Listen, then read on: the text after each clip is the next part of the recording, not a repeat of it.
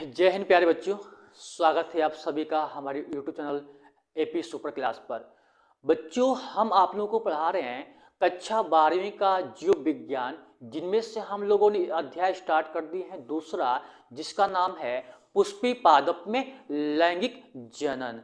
बच्चों, अभी तक हम लोगों ने केवल 3 लेक्चर ही कंप्लीट कर चुके हैं और ये आज का जो लेक्चर है चौथा होने वाला है। और जो बच्चे अगर नए नए हैं वो जो है 3 लेक्चर नहीं देखे हैं तो सबसे पहले जा करके वो 3 लेक्चर आप देखिए, तब जा करके ये चौथा लेक्चर आपको अच्छे से समझ में आएगा।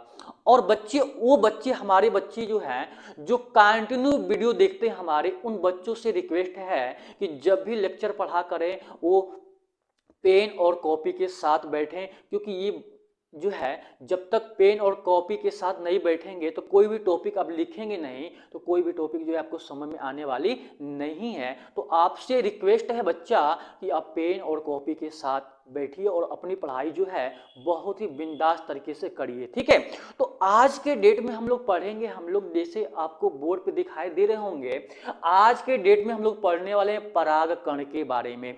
हमने कल के डेट में क्या किया था, पराग कण के बारे में तो हम लोग निर्माण कर चुके थे अच्छे तरीके से। पराग कण का निर्माण कैसे हुआ था ये सारी चीजें हम कल के लेक्चर में जान चुके थे। तो चलिए जल्दी से हम पहले क्या करते हैं कि कल के लेक्चर को हम जल्दी से फटाफट रिवाइज कर देते हैं। याद करो बच्चा, कल के लेक्चर में हमने क्या पढ़ा था।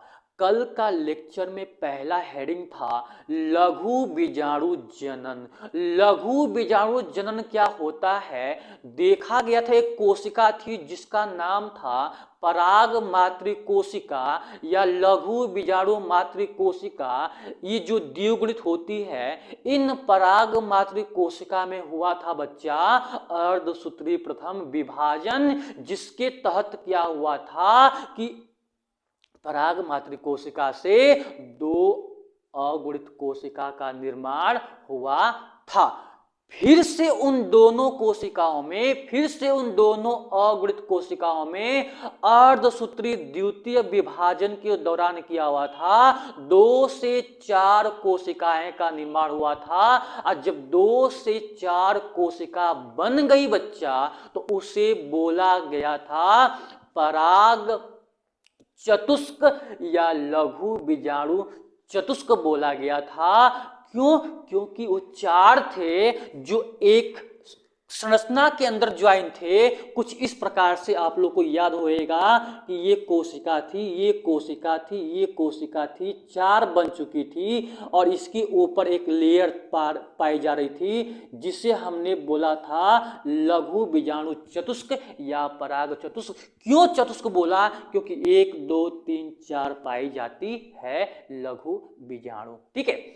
फिर क्या हुआ बच्चा कि जो ये लघु बीजाणु जो चतुष्क है, जिसे हम लोग एक और नाम से जानते हैं पराग चतुष्क के नाम जानते हैं, तो जो लेयर थी, एक लेयर याद करो, प्राथमिक भित्तीय कोशिका एक लेयर थी जो सबसे अंदर पाई जा रही थी। नाम आपको याद है ना, टेपिटम था। तो उस टेपिटम ने क्या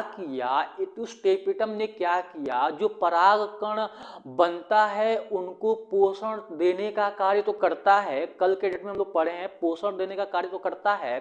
साथ में तीसरा महत्वपूर्ण पॉइंट एक याद रखना कि ये जो टेपिटम, जो उसमें जो लेयर थी, वो टेपिटम क्या करता है, पराग कोश के फटने से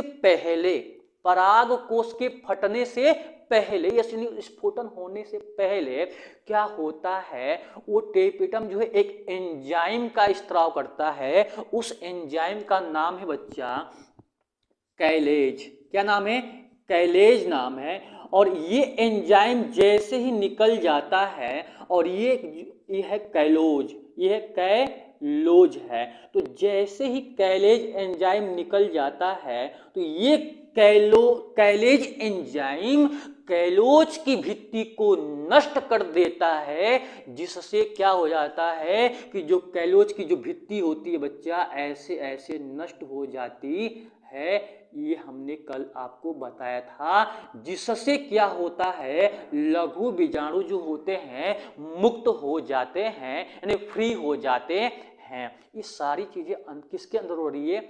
याद करो, पराग पुट्टी के अंदर। आपको सर पराग पुट्टी क्या है बच्चा, जिसको हमने लघु बीजाणु धामिन बोल रहे थे, धामिन नहीं बच्चा, धानी बोल रहे थे, जिसे लघु बीजाणु धानी बोल रहे थे, उसके अंदर पराग चतुष्क का निर्माण हो जाता है। तो याद करो मैंने क्या बताया था कि जैसे ही लघु बीजाणु धानी के अंदर पराग चतुष्क या लघु बीजाणु धानी का निर्माण हो जाता है तो लघु बीजाणु धानी का नामवा बदल कर रख दिया जाता है पराग पुट्टी। तो अब तो परागी पुट्टी बोलेंगे, ठीक है।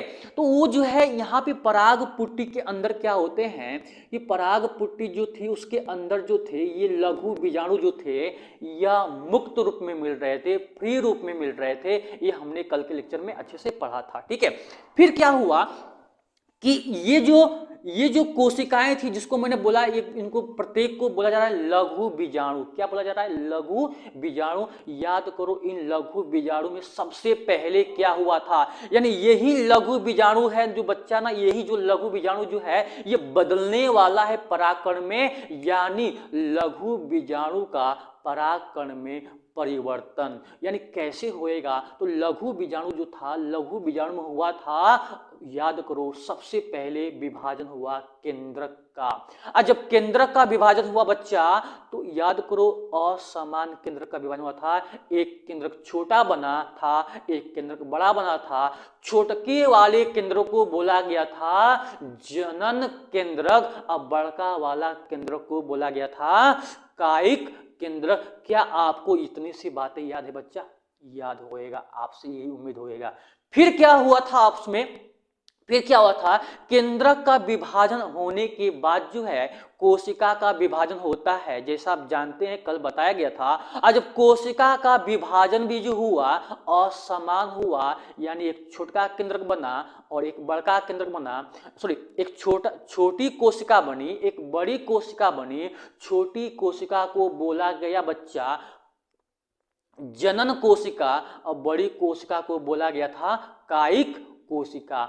अब ध्यान से सुनिएगा क्या हुआ था, मैंने कल के लेक्चर में बताया था कि लघु बीजाणु कितनी कोश की अवस्था बदल गई बच्चा, 2 कोश की अवस्था में। यानी लघु बीजाणु जो था जैसे ही 2 कोश की अवस्था में, 2 कोश की अवस्था में कहोगे सर कैसे 2 कोश की अवस्था में बदल गया, विभाजन हुआ, जो मैंने कल बताया था।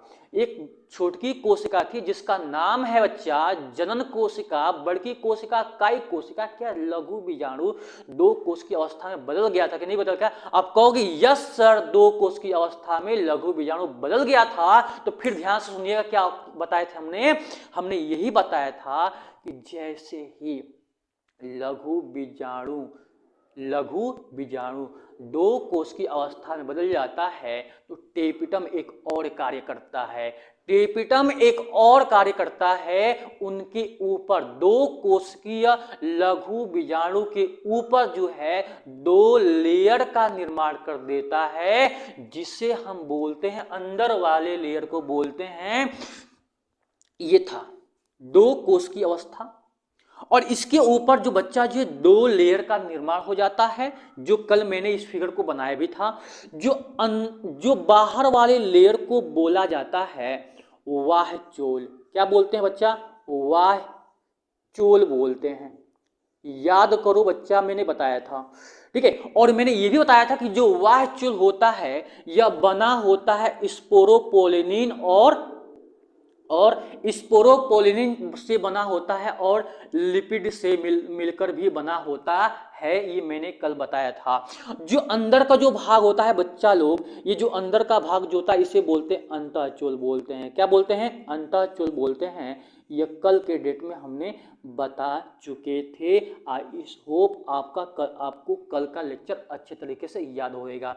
और इसी संरचना को बोला गया था बच्चा, इसी संरचना जैसे इनके ऊपर जो है परागकण 2 आवरण का निर्माण कर देता है। आपको सर कैसे 2 आवरण का निर्माण करता है? तो उनके अंदर कुछ विभाजन किया होगा और 2 आवरण का निर्माण कर दिया, जिससे बाहर वाले आवरण को बोला जाता है वाह्य चोल, अंदर वाले आवरण को बोला जाता है अंतःचोल, बाहर को वाह्यचोल, ये सिंपल सी बातें बताई गई थी। आपको यह भी बताया गया था कि वाह्य जो चोल जो होता है यह स्पोरोपोलिनिन से बना होता है। और मैं कल बताया भी था बच्चा कि स्पोरोपोलिनिन जो है यह पादप जगत का सबसे कठोर पदार्थ होता है और ये साथ में लिपिड से मिलकर भी बना होता है, दो चीजों से बना होता है।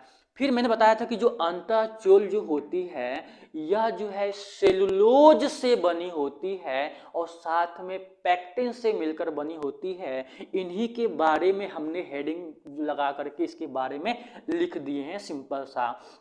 ये बच्चा क्या है, परागकण, यही है परागकण। देख लो ध्यान से, यहाँ पे आप लोग गौर से अच्छे तरीके से यहाँ पे ताक लो बुढ़वा पे, ये है आपका परागकण, याद रख लेना, जिसके ऊपर वाह्यचोल लगाया और वाह्यचोल में जो मैंने बताया है ना बच्चा वही लिखा गया। देखो वाह्यचोल एक स्पोरोपोलिनिक पदार्थ से मिलकर बना होता है, मैंने अभी जस्ट बताया, ठीक है, कल भी बताया था। और यह स्पोरोपोलिनिन जो होता है पादप जगत का सबसे कठोर पदार्थ होता है।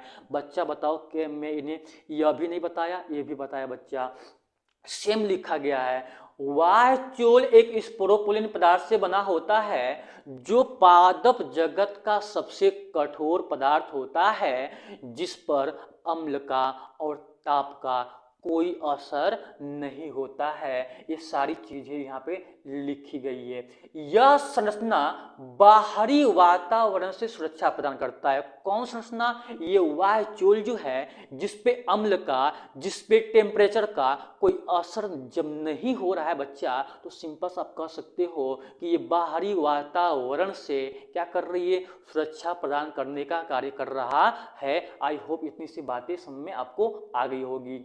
और यह जो स्पोरोपोलिन और यह जो होता है, यानी ये जो परागकण जो होता है यहाँ पे जो बनाए हैं, जिसे मैं कई बार रिपीट कर चुका हूँ कि यह स्पोरोपोलिन व लिपिड से मिलकर बना होता है। क्या बच्चा ये सिंपल सी बातें जो है क्या आप रट्टा मारोगे? ना ही बच्चा, आपको इंटर में मैं रट्टे मारने का राय नहीं दूंगा बच्चा, आप सिंपल सी बातें हैं आपको दिमाग में बस फिट करना है, ठीक है।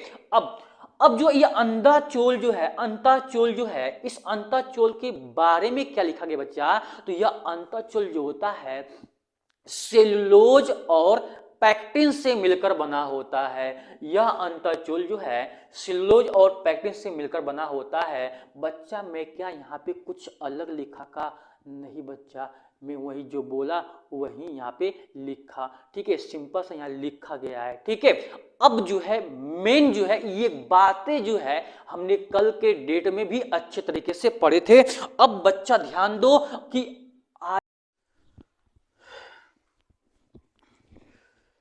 मैंने ये बताया कि 60% पुष्पी पादपों में, ठीक है, ध्यान समझने की कोशिश करिएगा।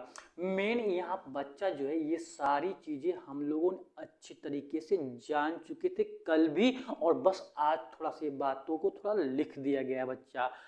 अब मैंने यही बोला कि आज के लेक्चर में नया कुछ का सीखना है, तो याद करिए ये जो ए पॉइंट लगाए हैं ना, यही हमें मेन सीखना है। लिखा गया है कि 60% पुष्पी पादपों में, 60% पुष्पी पादपों में जब पराग कोश का स्फुटन होता है, 60% पुष्पी पादपों में जब पराग कोश का स्फुटन होता है, पराग कोश फटता है, तो उस पराग कोश फटने के बाद जो उन पराग कोश से जो परागकण निकलते हैं, वो परागकण जो होता है बच्चा, वो दो कोश की अवस्था में मिलता है। इस बात को आप याद रख लेना, बुढ़ापे तक इस बात को याद रखना बच्चा।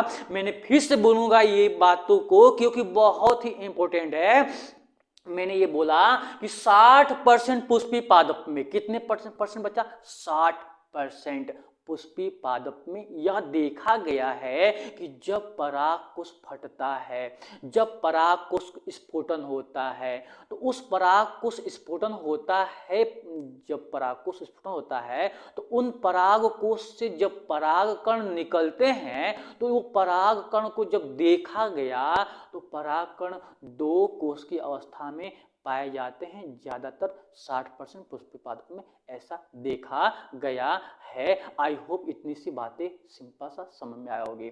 अब कहोगे सर 40% पुष्पी पादप में क्या होता है? तो 40% पुष्पी पादप में जो थी ना, एक बात बताओ बच्चा, मैं कल क्या बताया था, ये तो वाह्यचूल है, यह है अंतःचूल है, इतनी तो बातें जानते हो ना। एक बात बताओ, हाई कोशिका कौन सी है, ये कोशिका कौन सी है? कहोगे कि सर ये तो जनन कोशिका है। कौन कोशिका है? जनन कोशिका है। ठीक है, ये है जनन कोशिका। और ये कौन सी कोशिका है बच्चा जो बड़ा सा है? ये कोशिका है कायिक कोशिका। कौन सी कोशिका? कायिक, है ना, कायिक कोशिका है। मैंने कल भी बताया था, आज ही बता दिया।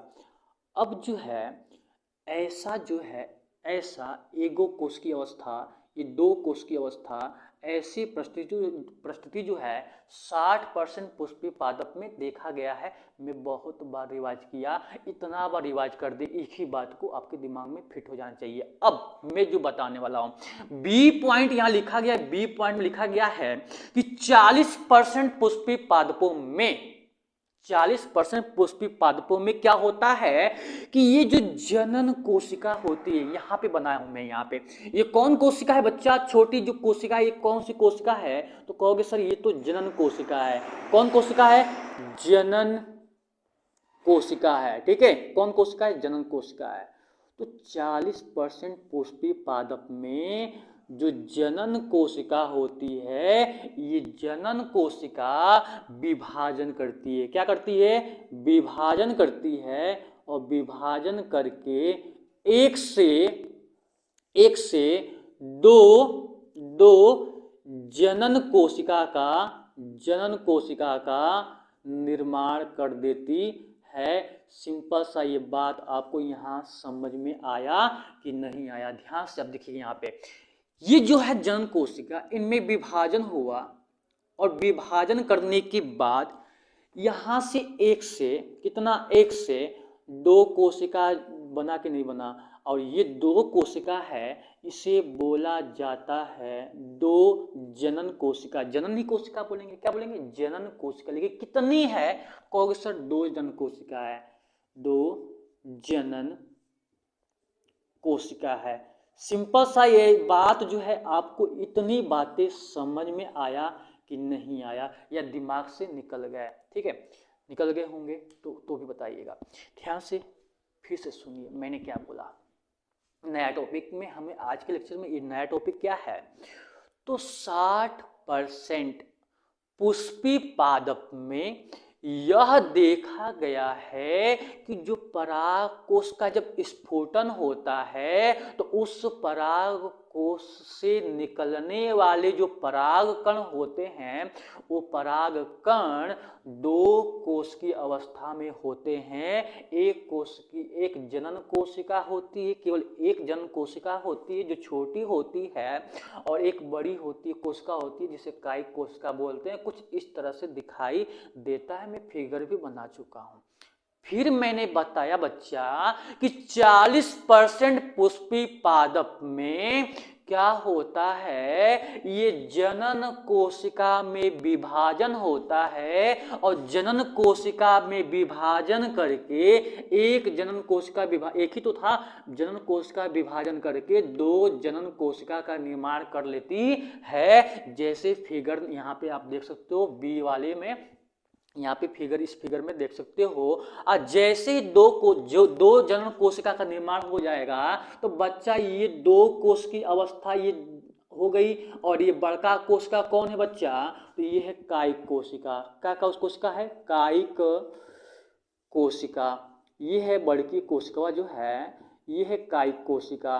अब जो है कौगो काई कोशिका है, तो कहोगे सर हमको तो एगो दिखाई दे रहा है, हमको 4 गो थोड़ी दिखाई दे रहा है, हमको भी एगो ही दिखाई दे रहा है। अब कहोगे सर जनन कोशिका कितनी दिखाई दे रही है, तो जनन कोशिका जो है आपको भी 2 गो दिखाई दे रहा है ना बच्चा, हमको भी 2 गो दिखाई दे रहा है। तो ये 2 जनन कोशिका और 1 गो काई कोशिका मिलके ये कितनी कोशिका हो जाएगी बच्चा, कहोगे सर 3 कोशिका हो जाएगी। हमको सिंपल मैथ आती है, 2 गो और 1 गो जोड़ेंगे तो 3 गो हो जाएगा, इतनी मैथ हमको आती है। तो ये 3 कोश की अवस्था में ये परागकण हुआ कि नहीं हुआ, तो कहोगे यस सर ये 3 कोश की अवस्था में परागकण बदल गया है। अब कहोगे सर इससे क्या होता है, इससे क्या फायदा है, तो बच्चा आप याद रख लीजिएगा, बुढ़ापे तक जो बोलने वाला, जो बात बोलने वाला, उस बात को बुढ़ापे तक याद रखिएगा कि 3 कोश की अवस्था वाला परागकण, कितनी कोश की अवस्था बच्चा, 3 कोश की अवस्था वाला परागकण परिपक्व होता है, यानी पूरी तरह से निच्योर होता है, परिपक्व होता है पूरी तरह से। तो यही बातें लिखा गया है, जब परागकण, कब परागकण, जब परागकण 3 कोश की अवस्था में आ जाता है या बदल जाता है, तो वह परागकण परिपक्व हो जाता है। ये बातें जो है बच्चा का आपको अच्छे से समझ में आई कि नहीं आई, जरूर बताइएगा। अब बच्चा ये जो नोट पॉइंट जो लिखा गया है ना, ये भी बड़ी मजेदार है। अब इसको समझने के लिए जो बाकी की जो चीजें हैं इसको हमको मिटाना पड़ेगा, ठीक है। आप इसे स्क्रीनशॉट लेना है तो ले लो, क्योंकि ठंडा का मौसम है तो स्क्रीनशॉट लोगे, कॉपी पेन पे तो लिख नहीं रहे होंगे, हमको पूरा विश्वास होएगा क्योंकि बहुत आलसी आप लोग हैं, ठीक है। तो आलस नहीं करना बच्चा, इस बार जो है हम लोग जो है झंडा गाड़ के दिखाएंगे। इस बार जो है हम लोग को जो है इस बायोलॉजी में हम लोग 90 प्लस लाने का प्रयास करेंगे, और 90 प्लस बच्चा वही लाएगा जो रजाई में नहीं घुसा होएगा, ठीक है। जो पेन कॉपी लेके बैठेगा उसी को 90 प्लस आएगा, याद रख लीजिएगा ये बातें, है ना। तो ये सारी चीजों को हम हटा देते हैं बच्चा, क्या है कहे कि हम आगे के टॉपिक को हमें समझना है, ठीक है। हटा दिया, लो ठीक है, ध्यान दीजिएगा आगे टॉपिक को, इस सारी चीजें हटा दिया। अब ध्यान दीजिएगा मैं क्या बताने वाला हूं, क्या बताने वाली, ध्यान सुनने की कोशिश करिएगा। जैसे मान लो बच्चा, मैंने कल ही उस दिन बता चुका था कि ये है आपका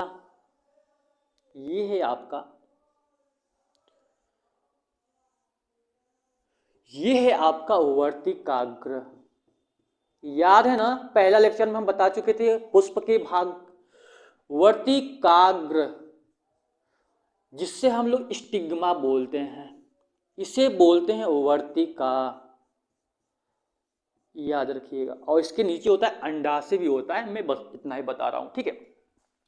मान लो बच्चा कि ये जो वर्तिका जो है ये गुलाब का है, किसका है, गुलाब के फूल का है। ये भाग जो बनाया हूं ये गुलाब के फूल का है, किसका है, गुलाब के फूल का है, मान लो गुलाब के फूल का है, मान लो, ठीक है, मानना है ऐसा, ठीक है।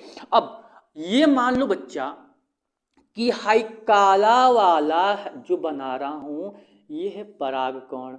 अब ताको बचाओ बुढ़वा पे, ये परागकण जो है कितनी कोश की अवस्था में है, कहोगे सर जी ये तो 2 गो कोश की अवस्था में है, ठीक है।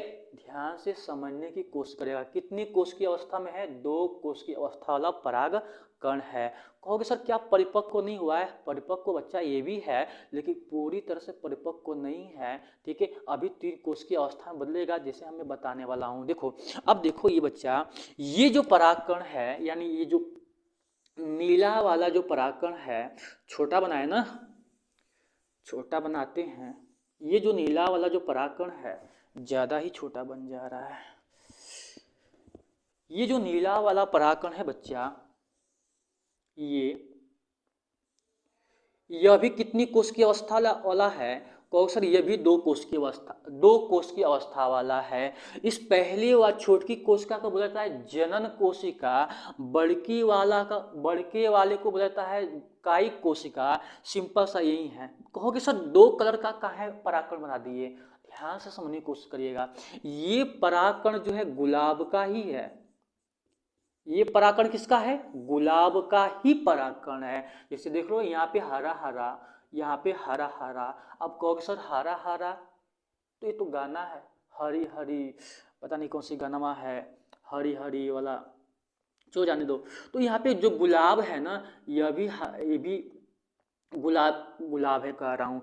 ये जो परागकण है बच्चा, ये गुलाब का है। ये सारी चीजें जो यहाँ पे स्ट्रक्चर बनाया हूँ, वर्तिकाग्र जो बनाया हूँ, ये भी गुलाब का ही है। और ये जो परागकण है बच्चा, ये किसी अन्य पुष्प का है, अन्य पुष्प का परागकण है, परागकण है। ये किसी अन्य पुष्प का परागकण है। ध्यान से समझने की कोशिश करेंगे। ये जो ब्लैक वाला है, ये किसी अन्य पुष्प का परागकण है। जब मान लो बच्चा कि ये परागकण अगर यहाँ से ब्लैक वाला गया, मान लो कि ब्लैक वाला परागकण गया यहाँ पे, ब्लैक वाला, ठीक है, ये परागकण आ गया, ठीक है, ये आ गया। और मान लो बच्चा कि यह भी परागकण गया यहाँ पे, ये वाला भी, गुलाब वाला भी परागकण यहाँ पे आ गया। देखो यहाँ पे मान लो कि दोनों परागकण आ गए। तो बच्चा ये बताओ सबसे पहले कि कौन सा परागकण जो है अंकुरण होएगा? कौन सा परागकण अंकुरण होएगा? क्या अन्य पुष्प का परागकण अंकुरण होएगा कि गुलाब के परागकण अंकुरण होएगा? तो आपको एक बात बता दूं, इन वर्तिकाग्र पर बच्चा, इन वर्तिकाग्र पर जो है कुछ रसायन पाए जाते हैं, उन्हीं वर्तिकाग्र पर कुछ रसायन पाए जाते हैं जो ये तय करता है, ये सुनिश्चित करता है कि जो पराग कण जो आया है हमारे ऊपर आके बैठा है, इस पे पाए जाने वाले एंजाइम जो है वो तय करते हैं कि ये अन्य जाति का परागकण है कि मेरे जाति का परागकण है। जब अन्य जाति का परागकण होएगा तो वो अंकुरण नहीं होएगा, और जब उसी जाति का परागकण होएगा तो अंकुरण होने से पहले क्या होता है बच्चा? ध्यान से समझने की कोशिश करेगा। मैंने क्या बताया? फिर से सुनो बच्चा, फिर से हम इसको रिवाइज करेंगे क्योंकि ये टॉपिक जो है किसी बच्चे को समझ में नहीं आती है। हाई करिया वाला नहीं, ये हाँ करिया वाला परागकण, यानी करिया वाला नहीं, ये अन्य पुष्प का परागकण, ठीक है। और ये आ गया गुलाब के पुष्प का परागकण, ठीक है, गुलाब के पुष्प का परागकण आ गया, ये आ गया। तो ये आ गया तो इस पे पाए जाने वाले रसायन ये तय करते हैं कि जो परागकण जो आए हैं परागकण, वो मेरे ही जाति का है, यानी मेरे ही जाति का, ये गुलाब का ही परागकण है या किसी अन्य पुष्प का परागकण है। इस पे पाए जाने वाले रसायन ये पहले तय करते हैं। और जैसे ही तय हो जाता है कि ये जो है ये तय हो गया कि हाई जो है ना, करियावा वाला जो परागकण है ना, ये जो है किसी अन्य जाति का परागकण है। हाई करियावा वाला अन्य जाति का परागकण है, और ये हरियरका वाला जो परागकण है यह गुलाब का ही है। तो ये क्या होगा बच्चा? ये अंकुरण होने से पहले, अब कहोगे सर अंकुरण का होता है, बताएंगे, हर चीज धैर्य रखिएगा बच्चा। ये अंकुरण होने से पहले का होता है, कितनी कोष की अवस्था में है? कहोगे सर 2 कोष की अवस्था में दिखाई दे रहा है। कितनी कोष की अवस्था में दिखाई दे रहा है बच्चा? 2 कोष की अवस्था में दिखाई दे रहा है। अगर 2 कोष की,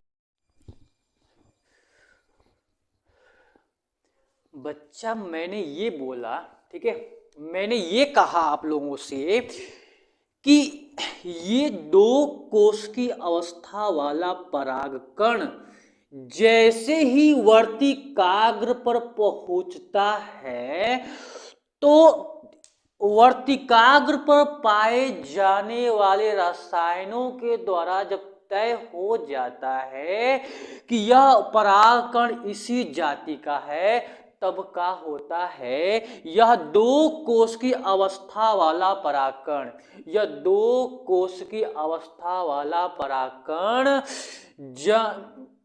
में जो जनन कोशिका होती है वह जनन कोशिका विभाजन करके पहले 3 कोश की अवस्था में बदल जाता है। 3 कोश की अवस्था वाला में परागकण में बदल जाता है। ये सिंपल सी बातें बच्चा आप याद रख लीजिएगा बुढ़ापे तक बच्चा, ठीक है। आई होप आपको ये फिर से जो है टॉपिक समझ में आ गई होगी। एक बार मैं फिर से रिपीट करूंगा उन बच्चों के लिए जिनको नहीं समझ में आया है। क्यों मैं रिपीट कर रहा हूँ एक ही चीज को बार बार, क्योंकि ये बहुत ही महत्वपूर्ण बात मैं बता रहा हूँ। जैसे मान लो कि ये 2 कोश की अवस्था वाला परागकण जो था, ये 2 कोश की अवस्था वाला परागकण जैसे ही वर्तिकाग्र पर पहुंचता है तो तय होने के बाद, क्या तय होने के बाद कि इसी जाति का ये परागकण जो आया है समान जाति का है, और जब पराग कण समान जाति का होएगा तो वो परागकण जो है बच्चा 2 कोश की अवस्था से 3 कोश की अवस्था में पहले बदल जाता है।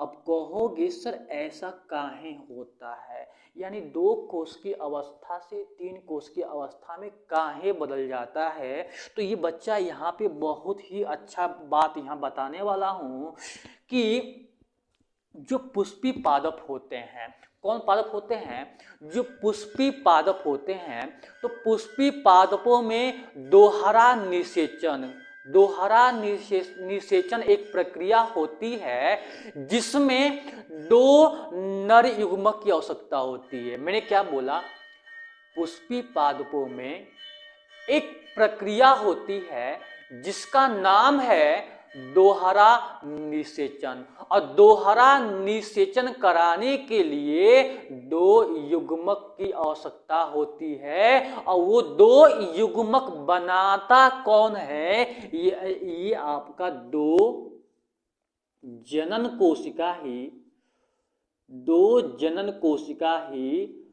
2 नर युग्मक का निर्माण करता है।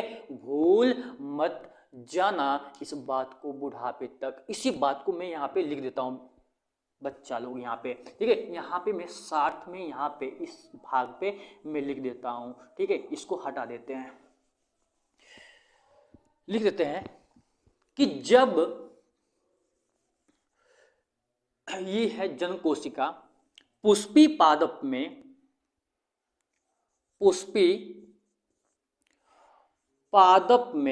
पादपों में दोहरा निषेचन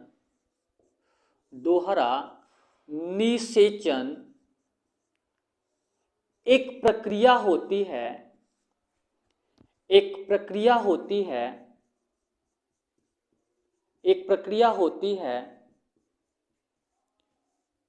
जिसमें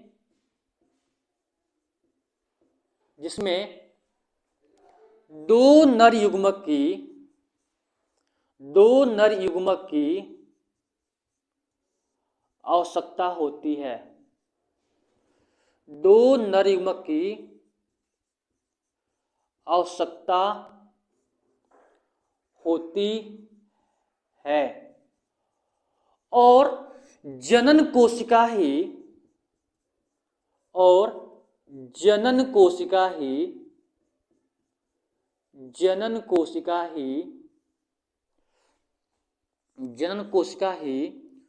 2 नर युग्मक का निर्माण करती है। बच्चा लोग ये आपको सिंपल सी बातें जो है आई होप आपको समझ में आ गई होगी। बहुत ही सिंपल सी बातें हैं, ठीक है। यानी पुष्पी पादप पे एक दोहरा निषेचन या द्वि निषेचन एक प्रक्रिया होती है जिसमें दो नर युग्मक की आवश्यकता होती है और दो नर युग्मक बनाता है बच्चा ये आपका दो जनन कोशिका। ये सिंपल सी बातों को यहाँ पे लिख दिया गया है, आप भी यहाँ पे इस चीज को जरूर लिख लीजिएगा, ठीक है। अब जो है हम लोग पढ़ेंगे जो है अब हम लोग पढ़ेंगे पराग कोश का स्फोटन। क्या पढ़ेंगे? पराग कोश का स्फोटन, ठीक है। इसको हटा देते हैं। पराग कोश का स्फोटन क्या लीजिएगा, क्या पढ़ने वाले हैं? पराग कोश का स्फोटन। तो हम पढ़ेंगे आज बच्चा पराग कोश का स्फोटन पढ़ेंगे। अब अभी तक हमने जो बच्चा बात किया वो सारी चीजें आपको समझ में आ गई होंगी, ठीक है। तो पराग कोश का स्फोटन पढ़ने से पहले सभी चीज को हम यहां से हटा देते हैं, ठीक है।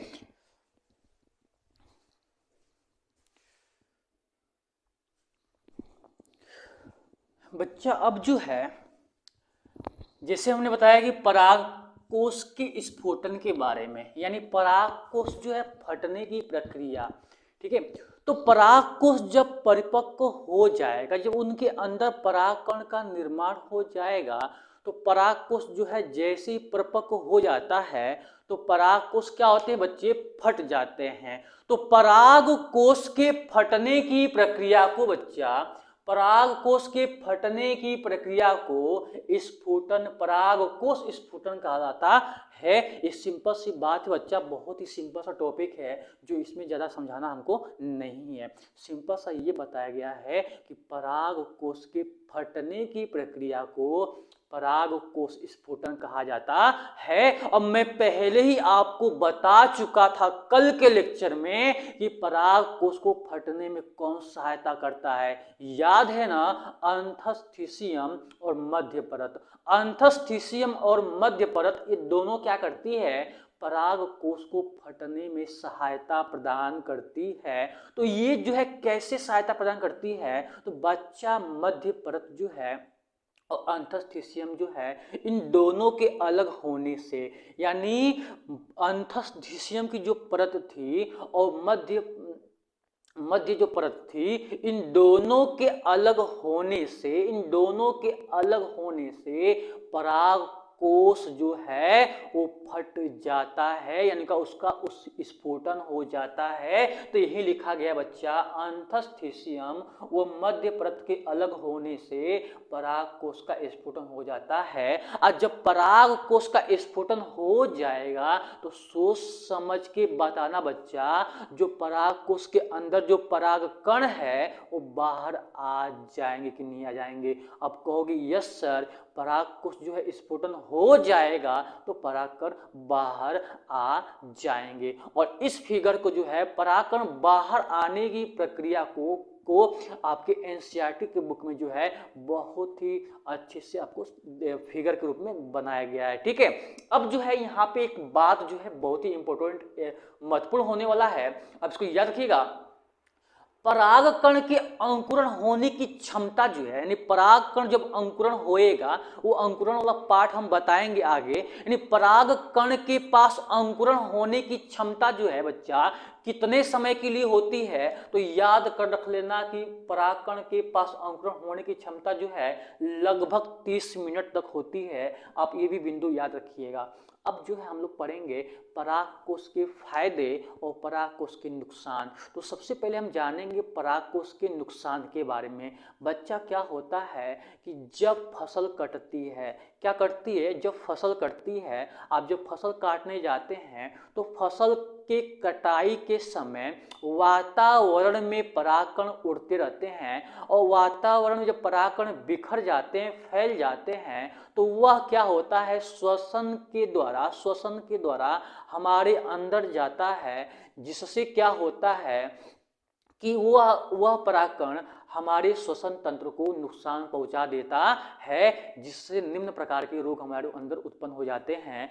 तो यहाँ से रोग क्या होता है, श्वसनीय पथ हो जाते हैं, एलर्जी हो जाती है बच्चा, और अस्थमा रोग भी हो जाता है। मैंने क्या बताया, सिंपल सुनिएगा कि जब फसल कटती है, जो मैंने अभी बोला उसको लिखा गया है, तो वातावरण में परागकण फैल जाते हैं जो उड़ते उड़ते श्वसन के अंदर आ जाते हैं। सिंपल सी बात है, जो हमारे श्वसन तंत्र को नुकसान पहुंचाते हैं, जिससे हमारे अंदर जो है रोग हो जाता है, श्वसन पथ रोग हो जाते हैं, एलर्जी हो जाता है और अस्थमा रोग हो जाता है। ये सिंपल सी बात बच्चा आपको आई होप समझ में आ गए होंगे।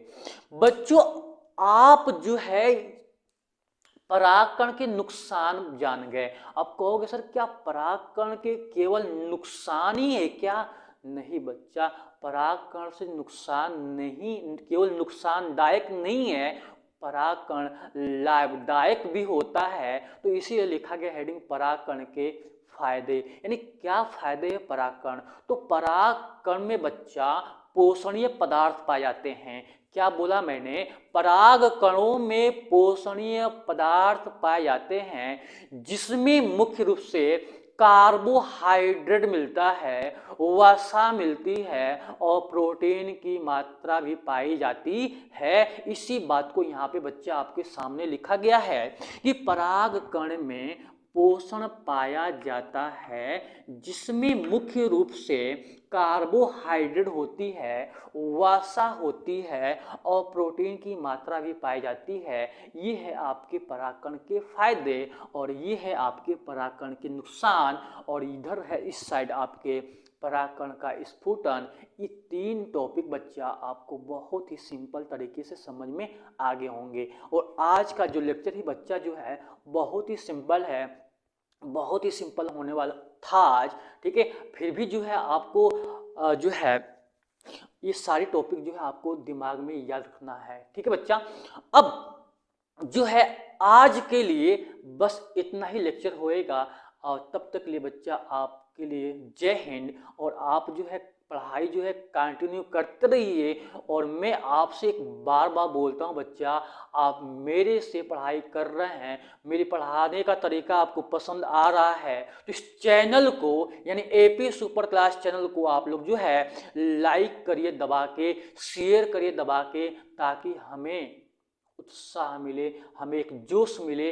और हमें तो इसी से तो पढ़ा रहे हैं बच्चा, एक केवल लाइक के लिए पढ़ा रहे हैं, एक सब्सक्राइब के लिए पढ़ा रहे हैं, और मुझे बस यही चाहिए आप हमें सपोर्ट करेंगे तो ही मैं यहाँ पे सभी चीज़ें जो है मैं पूरा, अगर सपोर्ट करते हो बच्चा तो मैं बायो जो है पूरा लेक्चर के द्वारा, इसी बिंदास लेक्चर के द्वारा पूरा बायो कक्षा 12वीं का लेक्चर समाप्त करने वाले हैं, ठीक है बच्चा। ज़्यादा बात नहीं करेंगे हम, तब तक के लिए हम रखते हैं। जय हिंद बच्चों, आप अपनी पढ़ाई जारी रखिएगा, ठीक है। जय हिंद।